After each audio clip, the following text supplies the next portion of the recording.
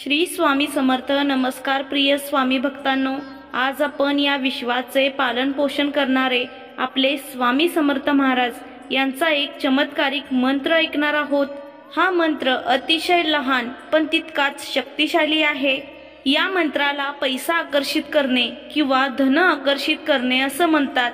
प्रिय भक्तांनो, तुम्हाला एक विनंती आहे की तुम्ही आज वेळात वेळ काढून हा मंत्र अवश्य ऐका. या 10 मिनिटांच्या मंत्र जपाने तुम्ही सर्व काही मिळवू शकता. अनेक लोक वेगवेगळ्या ठिकाणी खूप त्रास सहन करत फिरत असतात, परंतु त्यांना काही यश मिळत नाही. अनेक लोक मंदिरात जाऊन पूजा अर्चा करतात, पण तरीही त्यांच्या मनातील इच्छा पूर्ण होत नाहीत.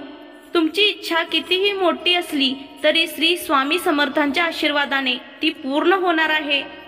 आता तुमचे नशीब बदलायला वेळ लागणार नाही. तुम्हाला फक्त तुमच्या मोबाईलवर हा मंत्र लावून ठेवायचा आहे आणि ऐकत राहायचं आहे. तुम्ही जर दररोज सकाळी हा मंत्र ऐकायला सुरुवात केली तर तुम्ही चमत्कार पाहाल. तुमचा दिवस कसा शुभ होईल. तुमच्या यशामध्ये येणारे सर्व अडथळे दूर होतील. तुम्हाला फक्त या व्हिडिओमध्ये उच्चारलेला मंत्र ऐकायचा आहे. यामुळे स्वामी महाराजांचा आशीर्वाद तुमच्यावर सदैव राहील. प्रिय भक्तांनो, एकदा विश्वास ठेवून तर पहा, तुमचे चांगले दिवस येणार आहेत. तुमची सर्व स्वप्ने पूर्ण होणार आहेत.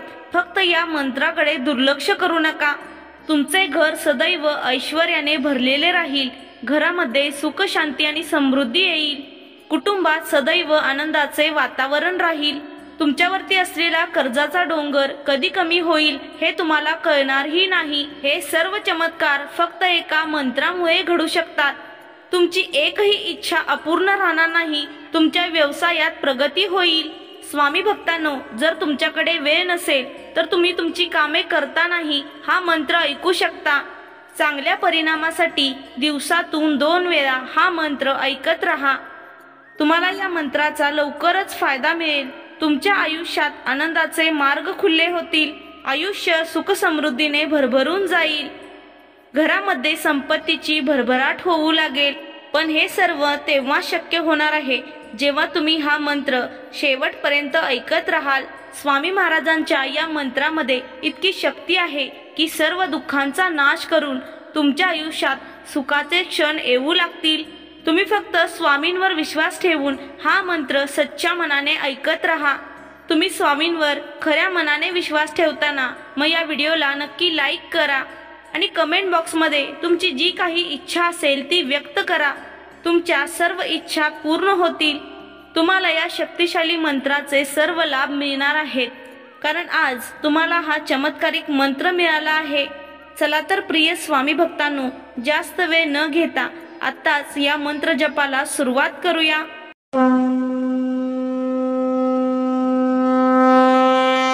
ओम श्री स्वामी समर्थाय नित्यधनप्रदाय नमः.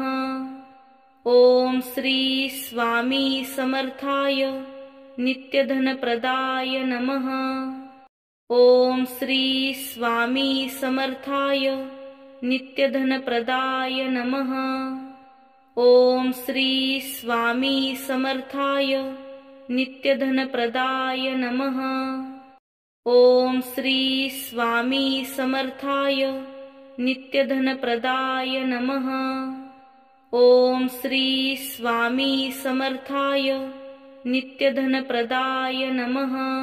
ओम श्री स्वामी समर्थाय नित्यधनप्रदाय नमः.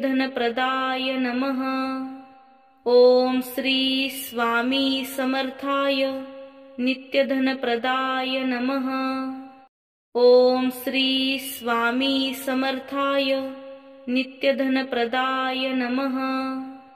ओम श्री स्वामी समर्थाय नित्यधनप्रदाय नमः. ओम श्री स्वामी समर्थाय नित्यधनप्रदाय नमः. ओम श्री स्वामी समर्थाय नित्यधनप्रदाय नमः. ओम श्री स्वामी समर्थाय नित्यधनप्रदाय नमः. ओम श्री स्वामी समर्थाय नित्यधनप्रदाय नमः. ओम श्री स्वामी समर्थाय नित्यधनप्रदाय नमः. ओम श्री स्वामी समर्थाय नित्यधनप्रदाय नमः। ओम श्री स्वामी समर्थाय नित्यधनप्रदाय नमः। ओम श्री स्वामी समर्थाय नित्यधनप्रदाय नमः। ओम श्री स्वामी समर्थाय नित्यधनप्रदाय नमः। ओम श्री स्वामी समर्थाय नित्यधनप्रदाय नमः। ओम श्री स्वामी समर्थाय नित्यधनप्रदाय नमः। ओम श्री स्वामी समर्थाय नित्यधनप्रदाय नमः। ओम श्री स्वामी समर्थाय नित्यधनप्रदाय नमः। ओम श्री स्वामी समर्थाय नित्यधनप्रदाय नमः। ओम श्री स्वामी समर्थाय नित्यधनप्रदाय नमः। ओम श्री स्वामी समर्थाय नित्यधनप्रदाय नमः। ओम श्री स्वामी समर्थाय नित्यधनप्रदाय नमः। ओम श्री स्वामी समर्थाय नित्यधनप्रदाय नमः। ओम श्री स्वामी समर्थाय नित्यधनप्रदाय नमः। ओम श्री स्वामी समर्थाय नित्यधनप्रदाय नमः। ओम श्री स्वामी समर्थाय नित्यधनप्रदाय नमः। ओम श्री स्वामी समर्थाय नित्यधनप्रदाय नमः। ओम श्री स्वामी समर्थाय नित्यधनप्रदाय नमः। ओम श्री स्वामी समर्थाय नित्यधनप्रदाय नमः। ओम श्री स्वामी समर्थाय नित्यधनप्रदाय नमः। ओम श्री स्वामी समर्थाय नित्यधनप्रदाय नमः। ओम श्री स्वामी समर्थाय नित्यधनप्रदाय नमः। ओम श्री स्वामी समर्थाय नित्यधनप्रदाय नमः। ओम श्री स्वामी समर्थाय नित्यधनप्रदाय नमः। ओम श्री स्वामी समर्थाय नित्यधनप्रदाय नमः। ओम श्री स्वामी समर्थाय नित्यधनप्रदाय नमः। ओम श्री स्वामी समर्थाय नित्यधनप्रदाय नमः। ओम श्री स्वामी समर्थाय नित्यधनप्रदाय नमः। ओम श्री स्वामी समर्थाय नित्यधनप्रदाय नमः। ओम श्री स्वामी समर्थाय नित्यधनप्रदाय नमः। ओम श्री स्वामी समर्थाय नित्यधनप्रदाय नमः। ओम श्री स्वामी समर्थाय नित्यधनप्रदाय नमः। ओम श्री स्वामी समर्थाय नित्यधनप्रदाय नमः। ओम श्री स्वामी समर्थाय नित्यधनप्रदाय नमः। ओम श्री स्वामी समर्थाय नित्यधनप्रदाय नमः। ओम श्री स्वामी समर्थाय नित्यधनप्रदाय नमः। ओम श्री स्वामी समर्थाय नित्यधनप्रदाय नमः। ओम श्री स्वामी समर्थाय नित्यधनप्रदाय नमः। ओम श्री स्वामी समर्थाय नित्यधनप्रदाय नमः। ओम श्री स्वामी समर्थाय नित्यधनप्रदाय नमः। ओम श्री स्वामी समर्थाय नित्यधनप्रदाय नमः। ओम श्री स्वामी समर्थाय नित्यधनप्रदाय नमः। ओम श्री स्वामी समर्थाय नित्यधनप्रदाय नमः। ओम श्री स्वामी समर्थाय नित्यधनप्रदाय नमः। ओम श्री स्वामी समर्थाय नित्यधनप्रदाय नमः। ओम श्री स्वामी समर्थाय नित्यधनप्रदाय नमः। ओम श्री स्वामी समर्थाय नित्यधनप्रदाय नमः। ओम श्री स्वामी समर्थाय नित्यधनप्रदाय नमः। ओम श्री स्वामी समर्थाय नित्यधनप्रदाय नमः। ओम श्री स्वामी समर्थाय नित्यधनप्रदाय नमः। ओम श्री स्वामी समर्थाय नित्यधनप्रदाय नमः। ओम श्री स्वामी समर्थाय नित्यधनप्रदाय नमः। ओम श्री स्वामी समर्थाय नित्यधनप्रदाय नमः। ओम श्री स्वामी समर्थाय नित्यधनप्रदाय नमः। ओम श्री स्वामी समर्थाय नित्यधनप्रदाय नमः। ओम श्री स्वामी समर्थाय नित्यधनप्रदाय नमः। ओम श्री स्वामी समर्थाय नित्यधनप्रदाय नमः। ओम श्री स्वामी समर्थाय नित्यधनप्रदाय नमः।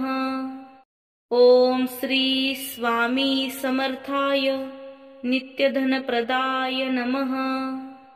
ओम श्री स्वामी समर्थाय नित्यधनप्रदाय नमः। ओम श्री स्वामी समर्थाय नित्यधनप्रदाय नमः। ओम श्री स्वामी समर्थाय नित्यधनप्रदाय नमः। ओम श्री स्वामी समर्थाय नित्यधनप्रदाय नमः। ओम श्री स्वामी समर्थाय नित्यधनप्रदाय नमः। ओम श्री स्वामी समर्थाय नित्यधनप्रदाय नमः। ओम श्री स्वामी समर्थाय नित्यधनप्रदाय नमः।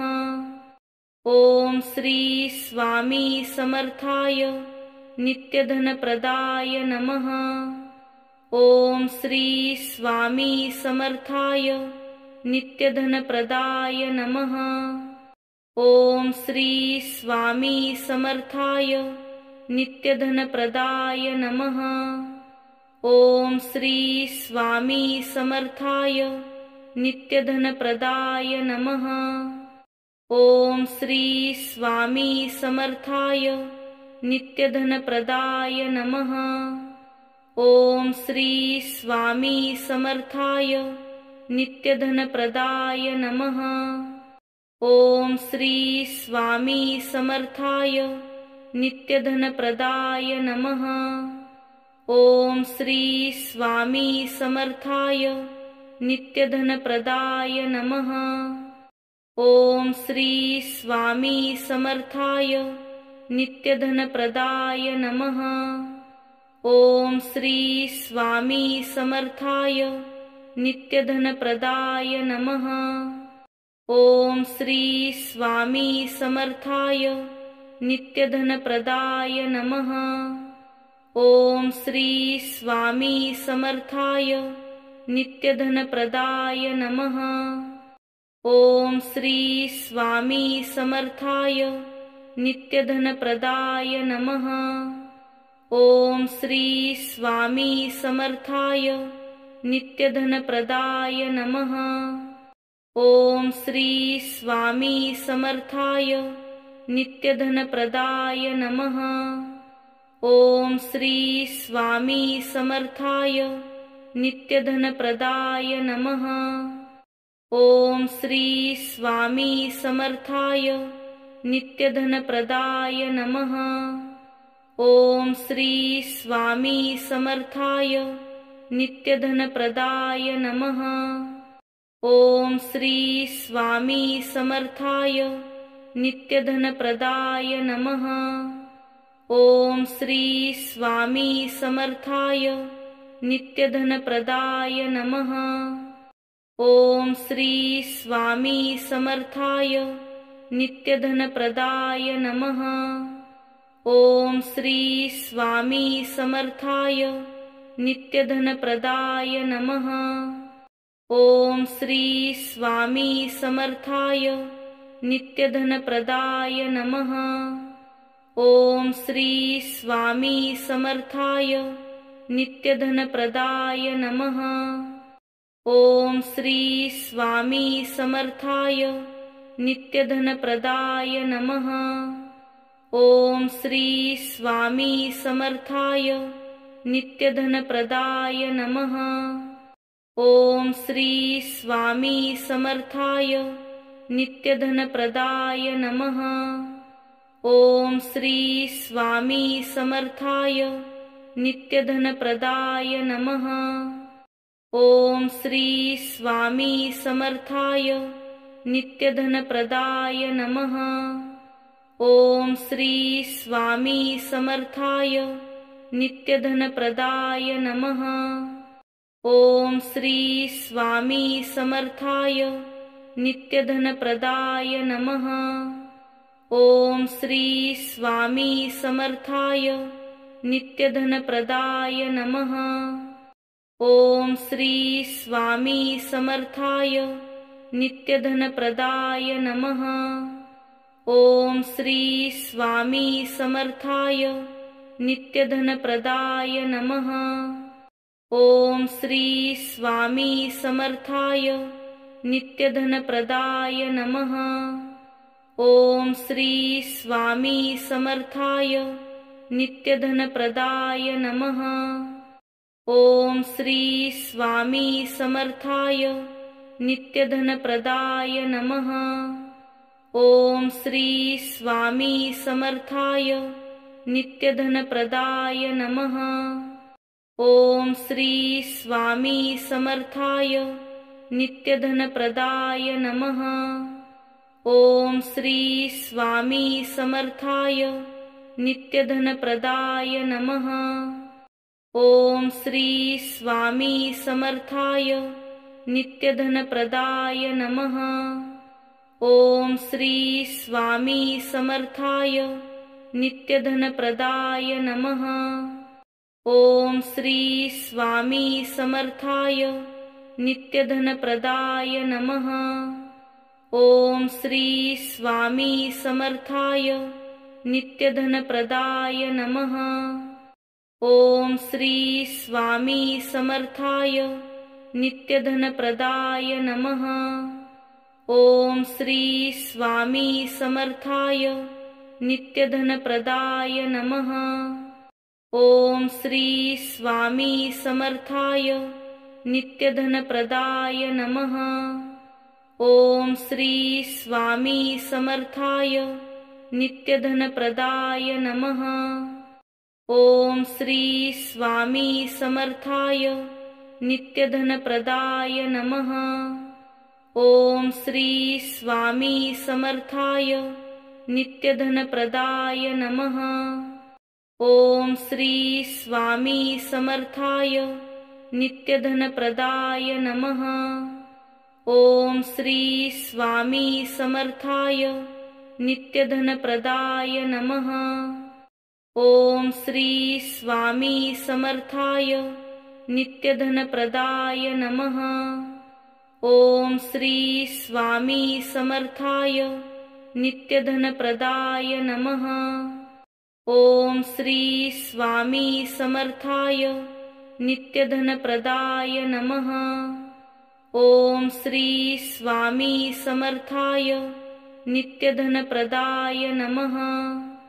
ओम श्री स्वामी समर्थाय नित्यधनप्रदाय नमः। ओम श्री स्वामी समर्थाय नित्यधनप्रदाय नमः। ओम श्री स्वामी समर्थाय नित्यधनप्रदाय नमः। ओम श्री स्वामी समर्थाय नित्यधनप्रदाय नमः। ओम श्री स्वामी समर्थाय नित्यधनप्रदाय नमः। ओम श्री स्वामी समर्थाय नित्यधनप्रदाय नमः। ओम श्री स्वामी समर्थाय नित्यधनप्रदाय नमः। ओम श्री स्वामी समर्थाय नित्यधनप्रदाय नमः। ओम श्री स्वामी समर्थाय नित्यधनप्रदाय नमः। ओम श्री स्वामी समर्थाय नित्यधनप्रदाय नमः। ओम श्री स्वामी समर्थाय नित्यधनप्रदाय नमः। ओम श्री स्वामी समर्थाय नित्यधनप्रदाय नमः। ओम श्री स्वामी समर्थाय नित्यधनप्रदाय नमः। ओम श्री स्वामी समर्थाय नित्यधनप्रदाय नमः। ओम श्री स्वामी समर्थाय नित्यधनप्रदाय नमः। ओम श्री स्वामी समर्थाय नित्यधनप्रदाय नमः। ओम श्री स्वामी समर्थाय नित्यधनप्रदाय नमः। ओम श्री स्वामी समर्थाय नित्यधनप्रदाय नमः। ओम श्री स्वामी समर्थाय नित्यधनप्रदाय नमः। ओम श्री स्वामी समर्थाय नित्यधनप्रदाय नमः। ओम श्री स्वामी समर्थाय नित्यधनप्रदाय नमः। ओम श्री स्वामी समर्थाय नित्यधनप्रदाय नमः। ओम श्री स्वामी समर्थाय नित्यधनप्रदाय नमः। ओम श्री स्वामी समर्थाय नित्यधनप्रदाय नमः। ओम श्री स्वामी समर्थाय नित्यधनप्रदाय नमः। ओम श्री स्वामी समर्थाय नित्यधनप्रदाय नमः। ओम श्री स्वामी समर्थाय नित्यधनप्रदाय नमः। ओम श्री स्वामी समर्थाय नित्यधनप्रदाय नमः। ओम श्री स्वामी समर्थाय नित्यधनप्रदाय नमः। ओम श्री स्वामी समर्थाय नित्यधनप्रदाय नमः। ओम श्री स्वामी समर्थाय नित्यधनप्रदाय नमः। ओम श्री स्वामी समर्थाय नित्यधनप्रदाय नमः। ओम श्री स्वामी समर्थाय नित्यधनप्रदाय नमः।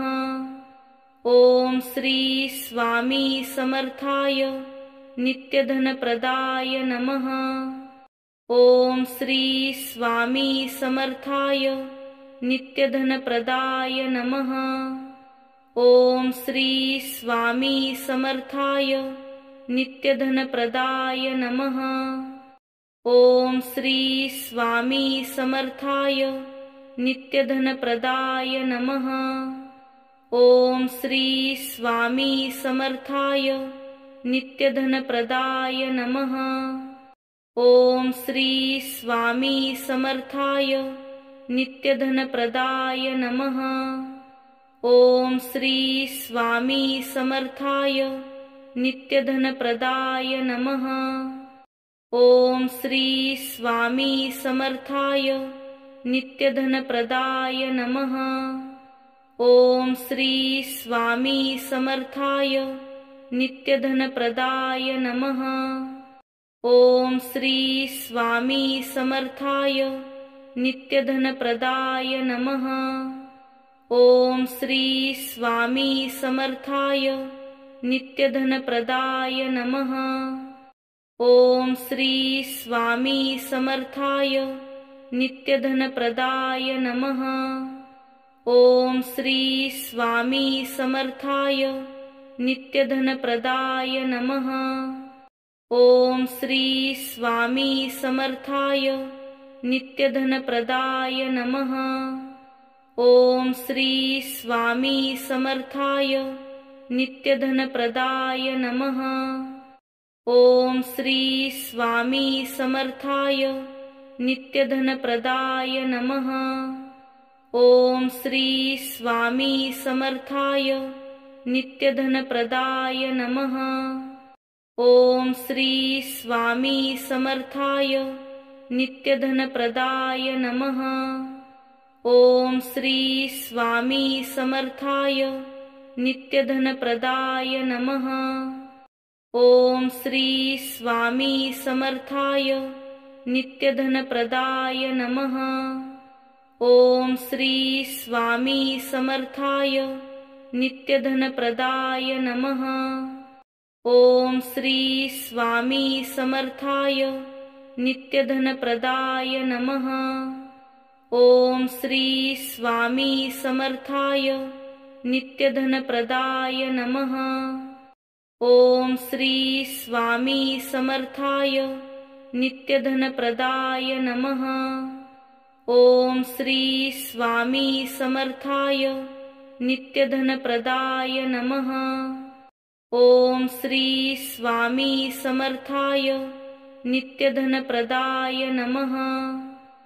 ओम श्री स्वामी समर्थाय नित्यधनप्रदाय नमः। ओम श्री स्वामी समर्थाय नित्यधनप्रदाय नमः। ओम श्री स्वामी समर्थाय नित्यधनप्रदाय नमः। ओम श्री स्वामी समर्थाय नित्यधनप्रदाय नमः। ओम श्री स्वामी समर्थाय नित्यधनप्रदाय नमः। ओम श्री स्वामी समर्थाय नित्यधनप्रदाय नमः। ओम श्री स्वामी समर्थाय नित्यधनप्रदाय नमः। ओम श्री स्वामी समर्थाय नित्यधनप्रदाय नमः। ओम श्री स्वामी समर्थाय नित्यधनप्रदाय नमः। ओम श्री स्वामी समर्थाय नित्यधनप्रदाय नमः। ओम श्री स्वामी समर्थाय नित्यधनप्रदाय नमः। ओम श्री स्वामी समर्थाय नित्यधनप्रदाय नमः। ओम श्री स्वामी समर्थाय नित्यधनप्रदाय नमः।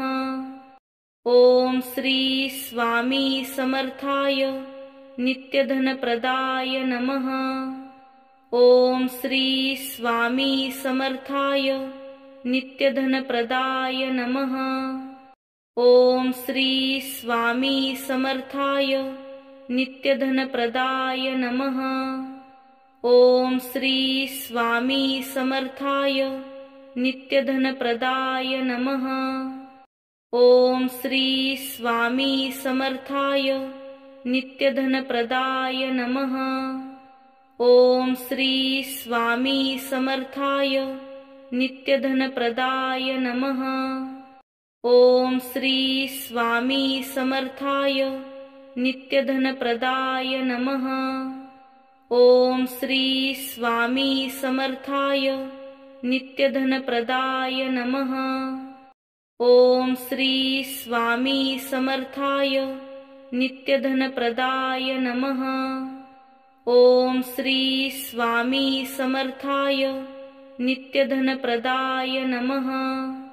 ओम श्री स्वामी समर्थाय नित्यधनप्रदाय नमः। ओम श्री स्वामी समर्थाय नित्यधनप्रदाय नमः। ओम श्री स्वामी समर्थाय नित्यधनप्रदाय नमः। ओम श्री स्वामी समर्थाय नित्यधनप्रदाय नमः। ओम श्री स्वामी समर्थाय नित्यधनप्रदाय नमः। ओम श्री स्वामी समर्थाय नित्यधनप्रदाय नमः। ओम श्री स्वामी समर्थाय नित्यधनप्रदाय नमः। ओम श्री स्वामी समर्थाय नित्यधनप्रदाय नमः। ओम श्री स्वामी समर्थाय नित्यधनप्रदाय नमः। ओम श्री स्वामी समर्थाय नित्यधनप्रदाय नमः। ओम श्री स्वामी समर्थाय नित्यधनप्रदाय नमः। ओम श्री स्वामी समर्थाय नित्यधनप्रदाय नमः। ओम श्री स्वामी समर्थाय नित्यधनप्रदाय नमः। ओम श्री स्वामी समर्थाय नित्यधनप्रदाय नमः। ओम श्री स्वामी समर्थाय नित्यधनप्रदाय नमः। ओम श्री स्वामी समर्थाय नित्यधनप्रदाय नमः।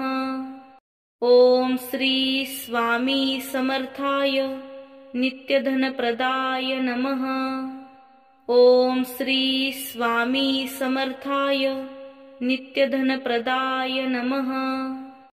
ओम श्री स्वामी समर्थाय नित्यधनप्रदाय नमः। ओम श्री स्वामी समर्थाय नित्यधनप्रदाय नमः। ओम श्री स्वामी समर्थाय नित्यधनप्रदाय नमः। ओम श्री स्वामी समर्थाय नित्यधनप्रदाय नमः। ओम श्री स्वामी समर्थाय नित्यधनप्रदाय नमः। ओम श्री स्वामी समर्थाय नित्यधनप्रदाय नमः। ओम श्री स्वामी समर्थाय नित्यधनप्रदाय नमः।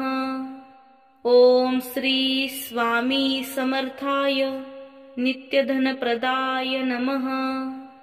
ओम श्री स्वामी समर्थाय नित्यधनप्रदाय नमः।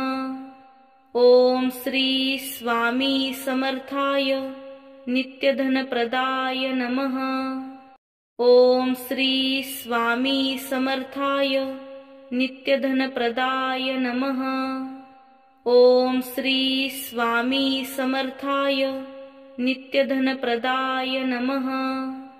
ओम श्री स्वामी समर्थाय नित्यधनप्रदाय नमः। ओम श्री स्वामी समर्थाय नित्यधनप्रदाय नमः। ओम श्री स्वामी समर्थाय नित्यधनप्रदाय नमः। ओम श्री स्वामी समर्थाय नित्यधनप्रदाय नमः। ओम श्री स्वामी समर्थाय नित्यधनप्रदाय नमः। ओम श्री स्वामी समर्थाय नित्यधनप्रदाय नमः। ओम श्री स्वामी समर्थाय नित्यधनप्रदाय नमः। ओम श्री स्वामी समर्थाय नित्यधनप्रदाय नमः। ओम श्री स्वामी समर्थाय नित्यधनप्रदाय नमः। ओम श्री स्वामी समर्थाय नित्यधनप्रदाय नमः। ओम श्री स्वामी समर्थाय नित्यधनप्रदाय नमः। ओम श्री स्वामी समर्थाय नित्यधनप्रदाय नमः। ओम श्री स्वामी समर्थाय नित्यधनप्रदाय नमः। ओम श्री स्वामी समर्थाय नित्यधनप्रदाय नमः। ओम श्री स्वामी समर्थाय नित्यधनप्रदाय नमः।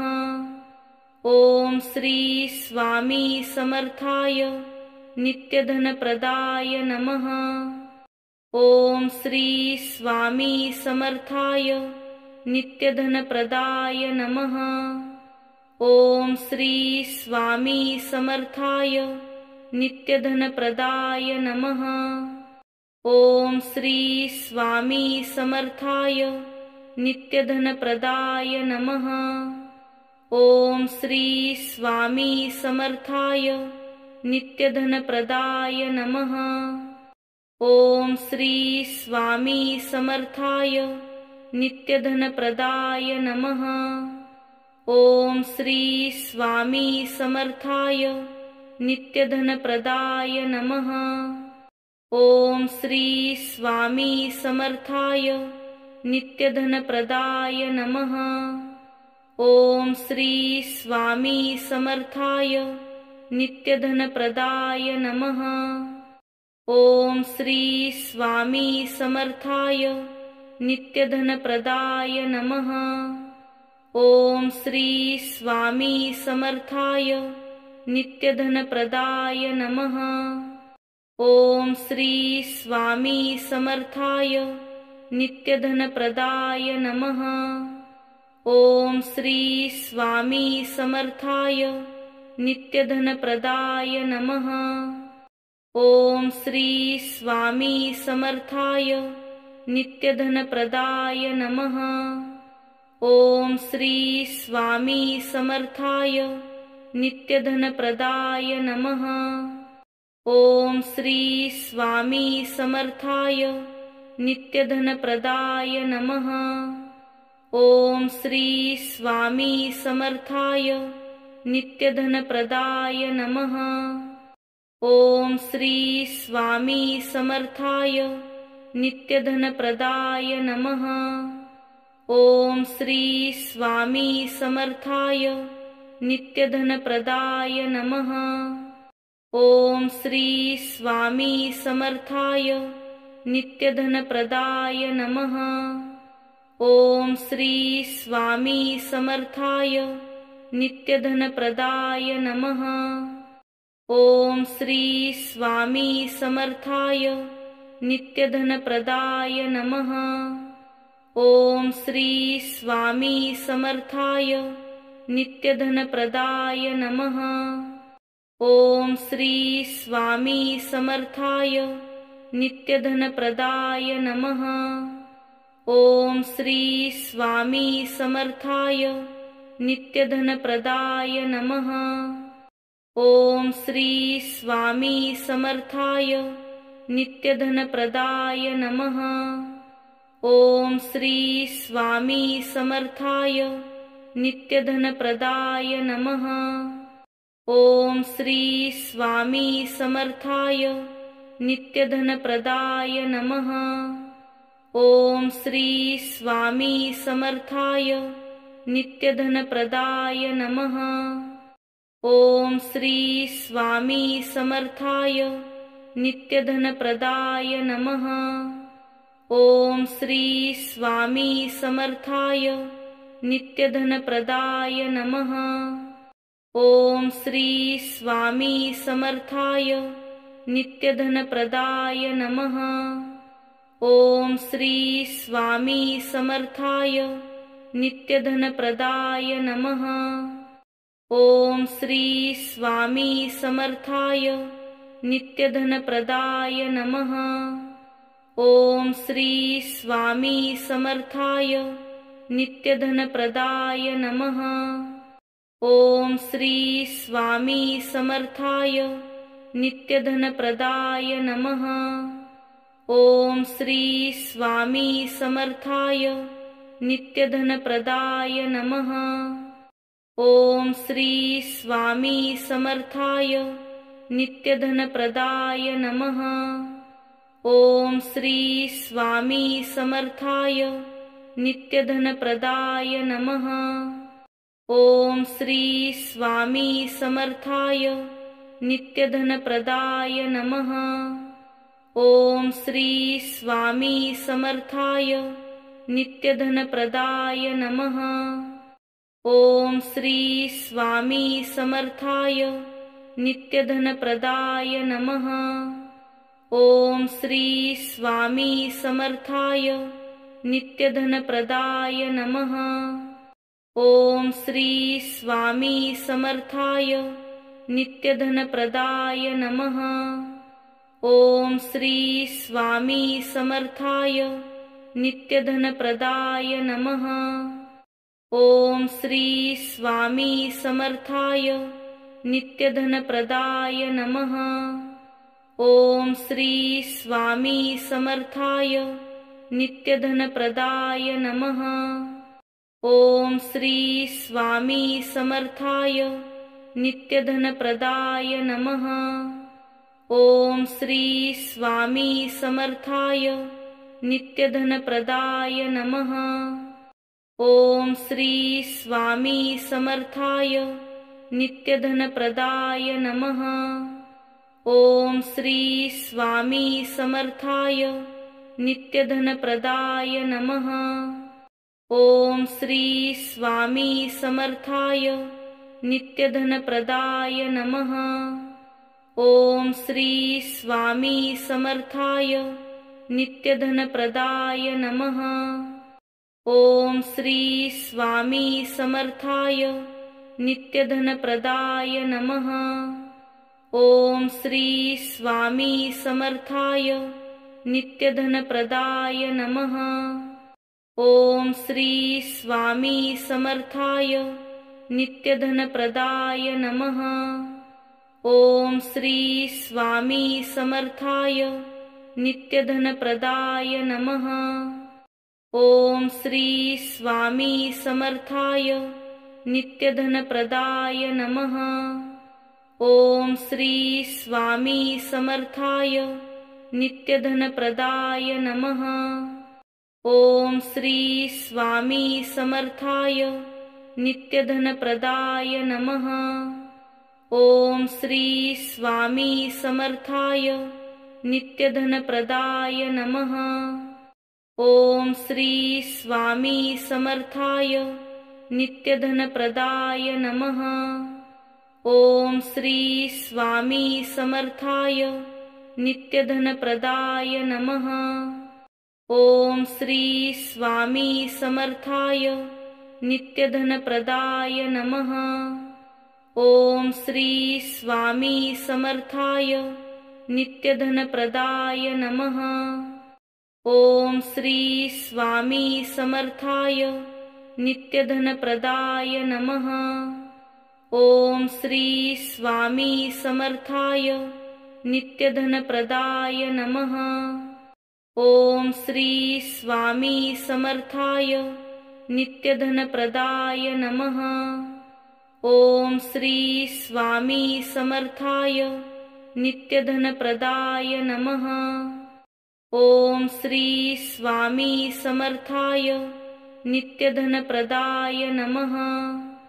ओम श्री स्वामी समर्थाय नित्यधनप्रदाय नमः। ओम श्री स्वामी समर्थाय नित्यधनप्रदाय नमः। ओम श्री स्वामी समर्थाय नित्यधनप्रदाय नमः। ओम श्री स्वामी समर्थाय नित्यधनप्रदाय नमः। ओम श्री स्वामी समर्थाय नित्यधनप्रदाय नमः। ओम श्री स्वामी समर्थाय नित्यधनप्रदाय नमः। ओम श्री स्वामी समर्थाय नित्यधनप्रदाय नमः। ओम श्री स्वामी समर्थाय नित्यधनप्रदाय नमः। ओम श्री स्वामी समर्थाय नित्यधनप्रदाय नमः। ओम श्री स्वामी समर्थाय नित्यधनप्रदाय नमः। ओम श्री स्वामी समर्थाय नित्यधनप्रदाय नमः। ओम श्री स्वामी समर्थाय नित्यधनप्रदाय नमः। ओम श्री स्वामी समर्थाय नित्यधनप्रदाय नमः। ओम श्री स्वामी समर्थाय नित्यधनप्रदाय नमः। ओम श्री स्वामी समर्थाय नित्यधनप्रदाय नमः। ओम श्री स्वामी समर्थाय नित्यधनप्रदाय नमः। ओम श्री स्वामी समर्थाय नित्यधनप्रदाय नमः। ओम श्री स्वामी समर्थाय नित्यधनप्रदाय नमः। ओम श्री स्वामी समर्थाय नित्यधनप्रदाय नमः। ओम श्री स्वामी समर्थाय नित्यधनप्रदाय नमः। ओम श्री स्वामी समर्थाय नित्यधनप्रदाय नमः। ओम श्री स्वामी समर्थाय नित्यधनप्रदाय नमः। ओम श्री स्वामी समर्थाय नित्यधनप्रदाय नमः।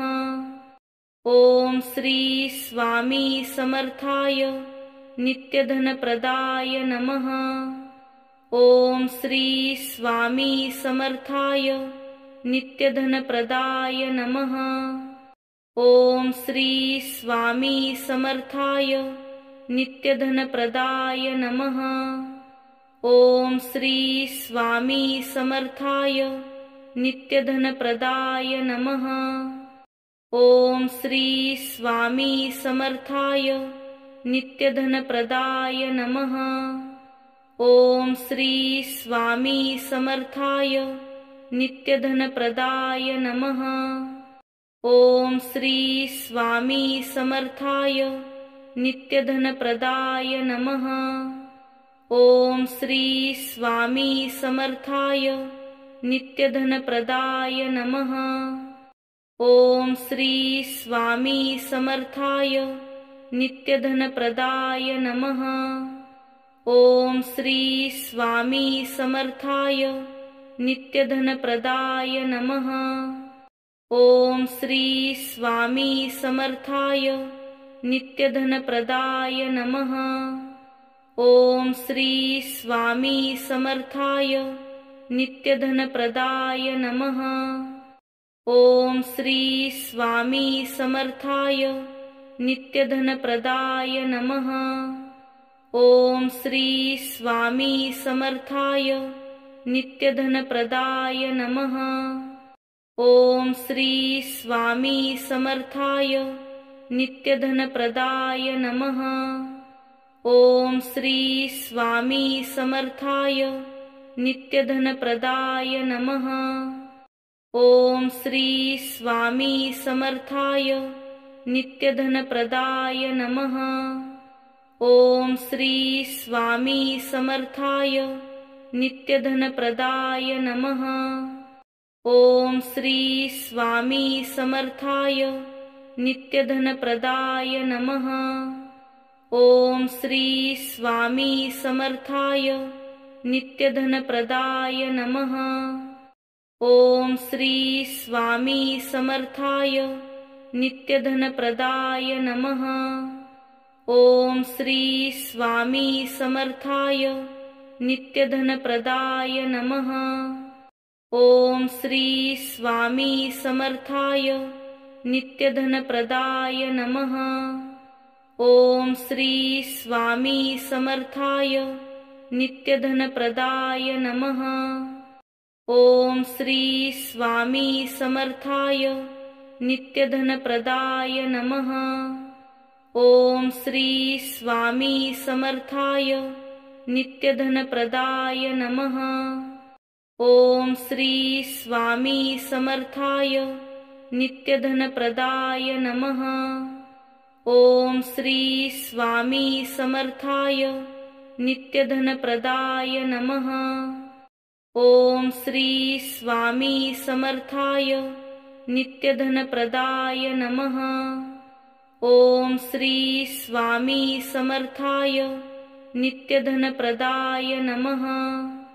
ओम श्री स्वामी समर्थाय नित्यधनप्रदाय नमः।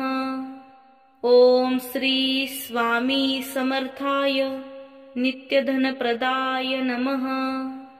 ओम श्री स्वामी समर्थाय नित्यधनप्रदाय नमः। ओम श्री स्वामी समर्थाय नित्यधनप्रदाय नमः। ओम श्री स्वामी समर्थाय नित्यधनप्रदाय नमः। ओम श्री स्वामी समर्थाय नित्यधनप्रदाय नमः। ओम श्री स्वामी समर्थाय नित्यधनप्रदाय नमः। ओम श्री स्वामी समर्थाय नित्यधनप्रदाय नमः। ओम श्री स्वामी समर्थाय नित्यधनप्रदाय नमः। ओम श्री स्वामी समर्थाय नित्यधनप्रदाय नमः। ओम श्री स्वामी समर्थाय नित्यधनप्रदाय नमः। ओम श्री स्वामी समर्थाय नित्यधनप्रदाय नमः। ओम श्री स्वामी समर्थाय नित्यधनप्रदाय नमः। ओम श्री स्वामी समर्थाय नित्यधनप्रदाय नमः।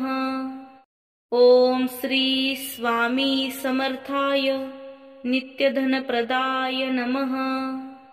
ओम श्री स्वामी समर्थाय नित्यधनप्रदाय नमः। ओम श्री स्वामी समर्थाय नित्यधनप्रदाय नमः। ओम श्री स्वामी समर्थाय नित्यधनप्रदाय नमः। ओम श्री स्वामी समर्थाय नित्यधनप्रदाय नमः। ओम श्री स्वामी समर्थाय नित्यधनप्रदाय नमः। ओम श्री स्वामी समर्थाय नित्यधनप्रदाय नमः। ओम श्री स्वामी समर्थाय नित्यधनप्रदाय नमः। ओम श्री स्वामी समर्थाय नित्यधनप्रदाय नमः। ओम श्री स्वामी समर्थाय नित्यधनप्रदाय नमः। ओम श्री स्वामी समर्थाय नित्यधनप्रदाय नमः। ओम श्री स्वामी समर्थाय नित्यधनप्रदाय नमः। ओम श्री स्वामी समर्थाय नित्यधनप्रदाय नमः। ओम श्री स्वामी समर्थाय नित्यधनप्रदाय नमः। ओम श्री स्वामी समर्थाय नित्यधनप्रदाय नमः। ओम श्री स्वामी समर्थाय नित्यधनप्रदाय नमः। ओम श्री स्वामी समर्थाय नित्यधनप्रदाय नमः। ओम श्री स्वामी समर्थाय नित्यधनप्रदाय नमः। ओम श्री स्वामी समर्थाय नित्यधनप्रदाय नमः। ओम श्री स्वामी समर्थाय नित्यधनप्रदाय नमः। ओम श्री स्वामी समर्थाय नित्यधनप्रदाय नमः। ओम श्री स्वामी समर्थाय नित्यधनप्रदाय नमः। ओम श्री स्वामी समर्थाय नित्यधनप्रदाय नमः। ओम श्री स्वामी समर्थाय नित्यधनप्रदाय नमः। ओम श्री स्वामी समर्थाय नित्यधनप्रदाय नमः। ओम श्री स्वामी समर्थाय नित्यधनप्रदाय नमः। ओम श्री स्वामी समर्थाय नित्यधनप्रदाय नमः। ओम श्री स्वामी समर्थाय नित्यधनप्रदाय नमः। ओम श्री स्वामी समर्थाय नित्यधनप्रदाय नमः। ओम श्री स्वामी समर्थाय नित्यधनप्रदाय नमः। ओम श्री स्वामी समर्थाय नित्यधनप्रदाय नमः। ओम श्री स्वामी समर्थाय नित्यधनप्रदाय नमः। ओम श्री स्वामी समर्थाय नित्यधनप्रदाय नमः। ओम श्री स्वामी समर्थाय नित्यधनप्रदाय नमः। ओम श्री स्वामी समर्थाय नित्यधनप्रदाय नमः। ओम श्री स्वामी समर्थाय नित्यधनप्रदाय नमः। ओम श्री स्वामी समर्थाय नित्यधनप्रदाय नमः। ओम श्री स्वामी समर्थाय नित्यधनप्रदाय नमः। ओम श्री स्वामी समर्थाय नित्यधनप्रदाय नमः। ओम श्री स्वामी समर्थाय नित्यधनप्रदाय नमः। ओम श्री स्वामी समर्थाय नित्यधनप्रदाय नमः। ओम श्री स्वामी समर्थाय नित्यधनप्रदाय नमः। ओम श्री स्वामी समर्थाय नित्यधनप्रदाय नमः। ओम श्री स्वामी समर्थाय नित्यधनप्रदाय नमः। ओम श्री स्वामी समर्थाय नित्यधनप्रदाय नमः। ओम श्री स्वामी समर्थाय नित्यधनप्रदाय नमः। ओम श्री स्वामी समर्थाय नित्यधनप्रदाय नमः। ओम श्री स्वामी समर्थाय नित्यधनप्रदाय नमः। ओम श्री स्वामी समर्थाय नित्यधनप्रदाय नमः। ओम श्री स्वामी समर्थाय नित्यधनप्रदाय नमः। ओम श्री स्वामी समर्थाय नित्यधनप्रदाय नमः। ओम श्री स्वामी समर्थाय नित्यधनप्रदाय नमः।